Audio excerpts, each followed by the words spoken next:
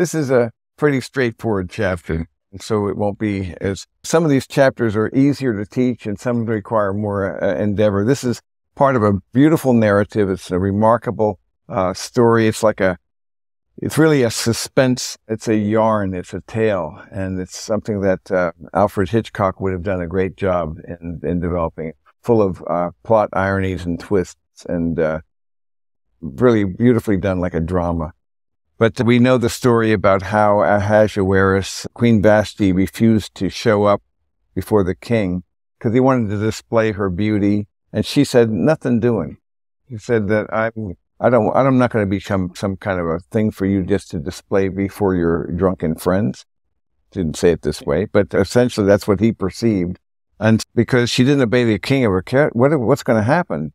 In the presence of the king and the princes, he was saying she's wrong, not only the king, but also the princes and all the people in the provinces. They were terrified because if it gets known to the other women, they're going to give them ideas.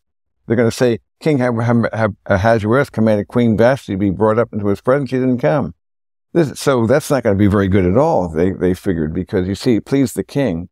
And each sent letters so that every man should be master in his own house and the one who speaks in the language of his own people. So they didn't want trouble from this. So the story continues when Vashti's successor is sought. We don't know what happened to Vashti, but we know she was replaced.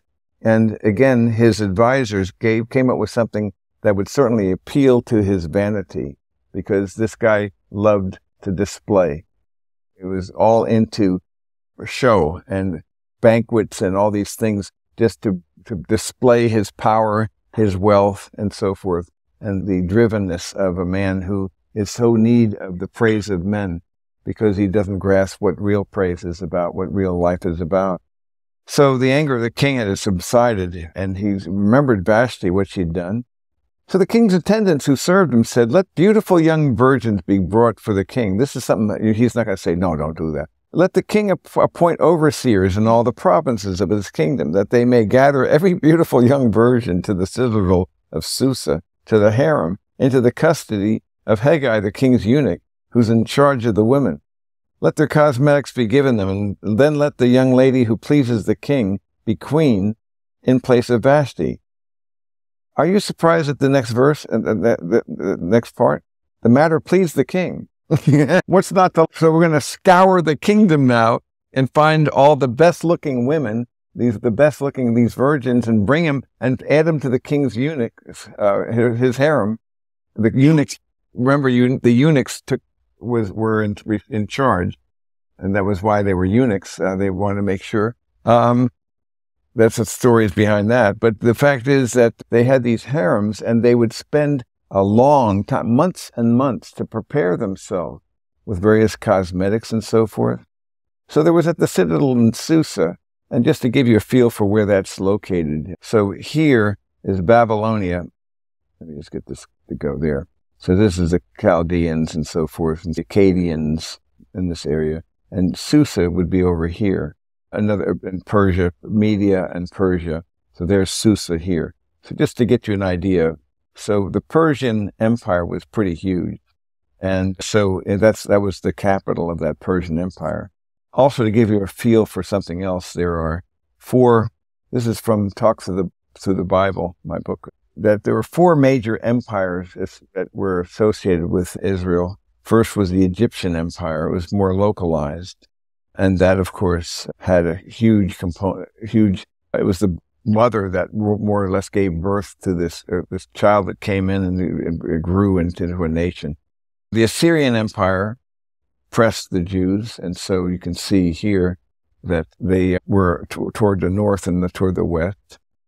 And the Babylonian Empire, after that, so the Babylonians conquered the Assyrians. So it was more extensive to the west, but by far the biggest was the Persian, with 127 provinces. It was enormous, covered what we would call India all the way to Europe, and this was the Persian Empire. So just to give you a feel for these, again, when you go to a museum, it's interesting because every time I go to a museum, like the Assyrians, the Babylonians, Medians, you see the art and you see the culture and you see how embedded this stuff is in history. We know when this happened. We know the years. We know the locations. It's very clear. And the more we study and more we find with these tablets and so forth, cuneiform tablets and prisms and stelae, which are stones that are inscribed like the Moabite stone. Every time we discover a new one, and we keep doing that, there's more and more evidence that supports the biblical narrative. It's never against, it's always moving us toward a greater apprehension of that, which is a good thing. Again, the way I put it, the heart cannot rejoice in what the mind rejects. He's made us to be reasonable beings as well, and he's given us reason. That's why we live in a culture that's rejecting good thinking, rejecting rationality by rejecting reason, and secondly, by rejecting empiricism, that is to say, evidence. And then when you get rid of rationalism, the rational and the empirical, what do you have left? All you have is the subjective grounds of feelings and emotions. Your feet are planted firmly in midair. You have no clue as to where you are, and it becomes the quest for the autonomous self, which is now not only being amplified for various philosophical reasons and cultural reasons, but also technologies are also amplifying the same phenomenon. So we live in an interesting time. So things were different. Yet at the same time, the thing that can bring people to faith in Christ are always the same, but now it may be more real. The three things are beauty, that you need to have beauty to draw people. And that's how God draws us in His created order. We're working on the Museum of Created Beauty and all that because I think it's so critical that we enjoy His beauty. But beauty, and then the second one is the idea of narrative, of good story, of a powerful story that winsomely compels people to long for more. And so we are embedded in the greatest narrative, the greatest story ever told. And it's a 4-act wonder. It's a comedy, not a tragedy, because it ends well. It begins well and it ends well.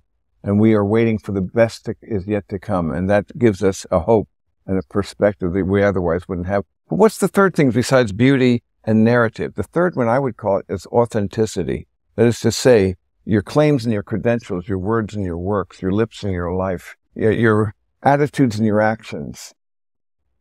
There's more and more overlap, a congruence what is what you get instead of all the posing and preening and positioning and posturing of social media, where there's no authentic self and no real friends. In fact, one of the most countercultural things you can do in our age right now is to have authentic friends. So few do. People are alienated and lonely. And it is the relationship that we have in Christ that can actually be the basis for the richest friendship. But that's another story. I'm going to reel myself back in though.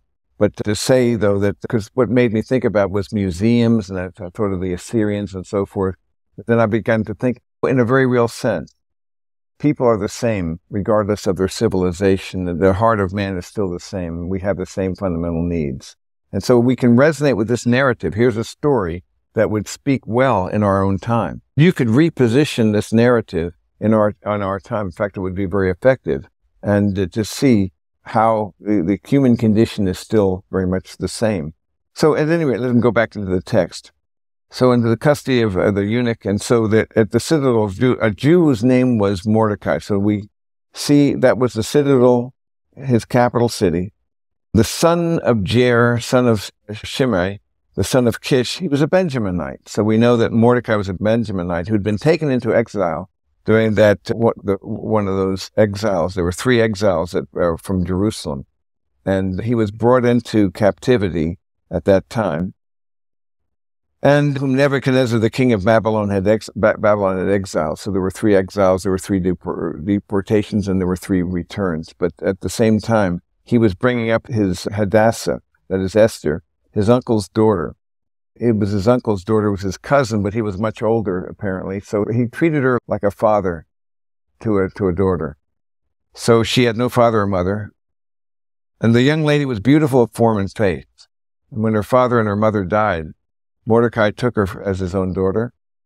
So it came about when the command and decree of the king were heard, and many young ladies were gathered to the citadel of Susa into the custody of Hegai, that Esther was taken into the king's palace into the custody of Hegai, who was in charge of the women. I guess they had people looking around for good candidates, and she was spotted.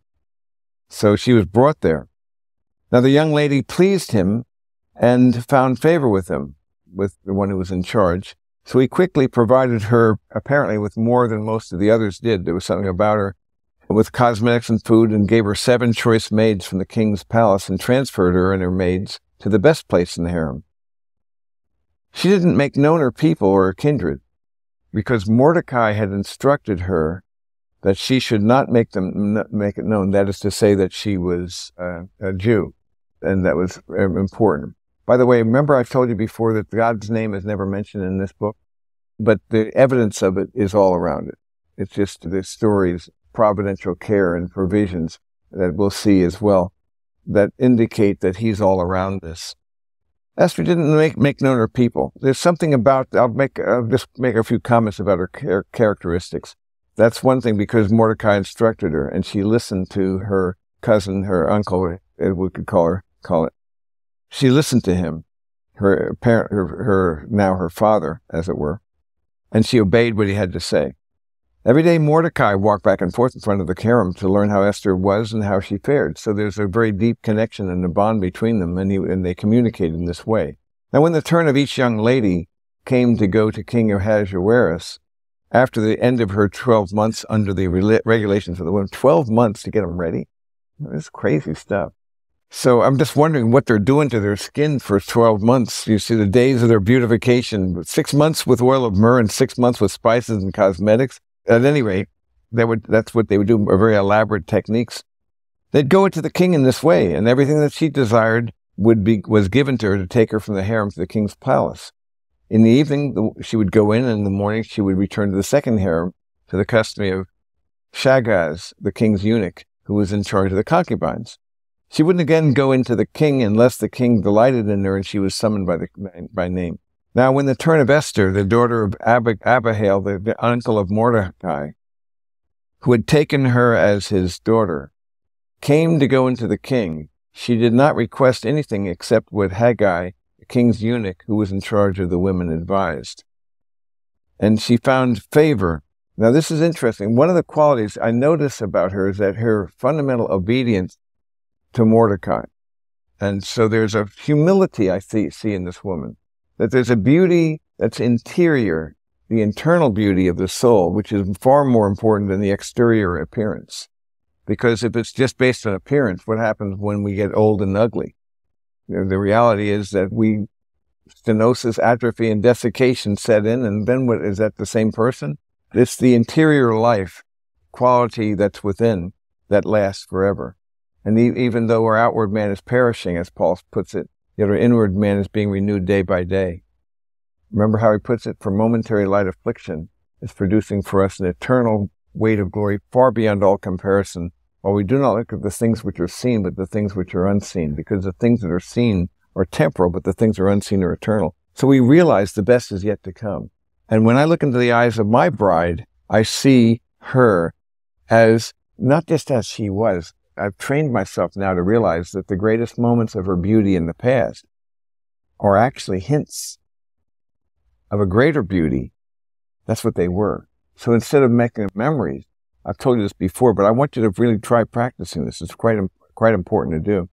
Those memories now are actually anticipatory hints of better goods to come that I cannot yet name. She'll be more radiant than my biggest vision of her was. And those earlier times, though, were even then anticipatory of greater good.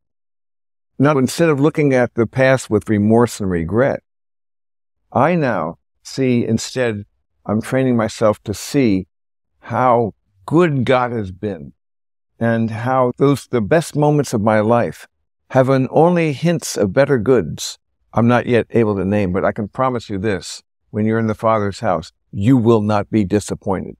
He will not disappoint. In fact, it'll be better than you can imagine. That's why I said it's beyond things that you can see right now, the eye or the ear. It's beyond your comprehension. You don't have the capacity to grasp it, but you will, and you will be greatly expanded in your mind and your powers, and after the judgment seat of Christ, you will be rendered so perfect that, in fact, your soul will now conform perfectly with your spirit. so that you will be in your practice who you already are in your position, which means that every thought you think will always be pleasing to God.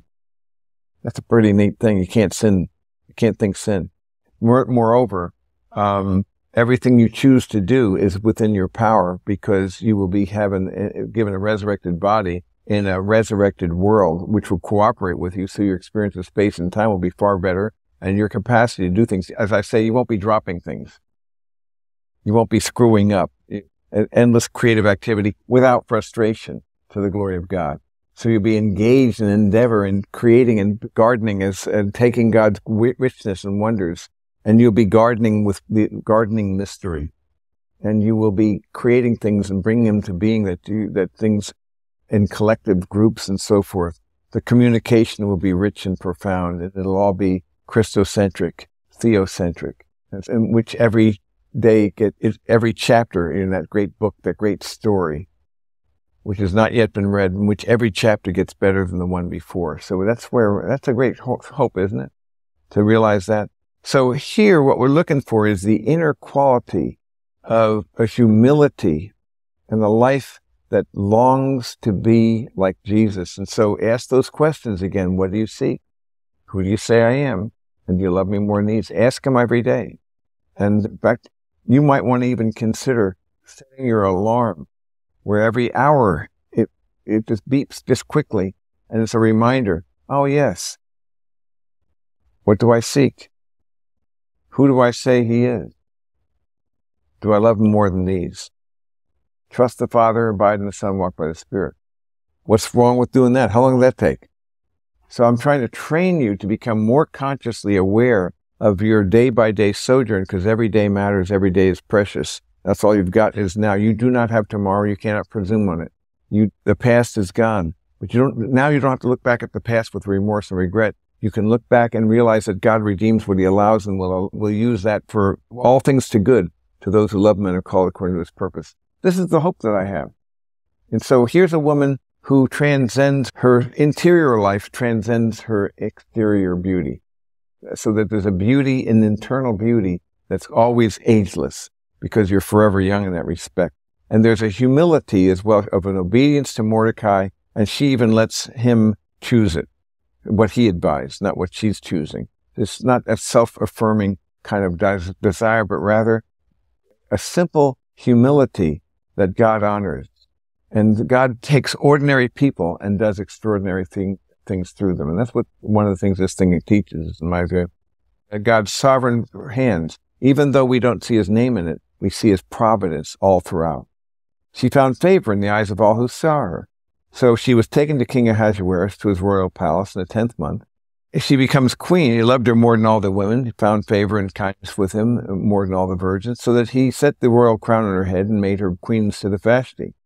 Then he gave a great banquet, Esther's banquet, for all his princes and his servants. He's a big thrower of banquets, this guy. Big on that. He made a holiday for provinces and gave gifts according to the king's bounty. When the virgins were gathered together for the second time, then Mordecai was sitting at the king's gate, as it tells us he would do every day. He'd go by there. She had not yet made, as in obedience to him, her kindred or her people, even as Mordecai had commanded her. For Esther did what Mordecai told her, as she had done when under his care. Once again, you see a quality of consistency and fidelity in this woman's life. In those days, while Mordecai was sitting at the king's gate, Bigthan and Teresh, two of the king's officials, from those who guarded the door, became angry and sought to lay hands on King Ahasuerus.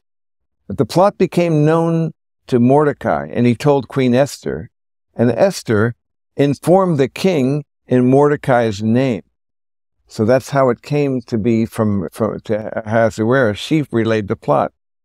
When the plot was investigated and found to be, they were both hanged on a gallows, and it was written in the book of the Chronicles in the king's presence. And of course, that's an important thing to note, the gallows and also the written writing of the thing, because his solution for insomnia is going to be later on to hear the king's chronicles. Interesting way to go to sleep. Read the court records. That's my soporific. I don't go to sleep listening to those things. But at any rate, all of this is to say that you have a story being prepared, a life being prepared for great things. And the great things were accomplished, though, through great humility. And I think that's really the key thing in our lives as well, that it's the pattern of downward mobility. See, as he increases, we decrease. And the further we go down, and the further he goes up. So in a very real sense, he must increase. Every day I die daily. Every day you must release authority and control and acknowledge that God's in control. That's why trust the Father, abide in the Son, walk by the Spirit. It's a review of that. Or I reverse it back and forth. So I'm going to right now trust in the Spirit, walk by the Spirit rather. I'm going to abide in the Son and walk and trust in the Father. So in going back and forth, I'm seeing that's my role with regard to the divine persons of the Trinity.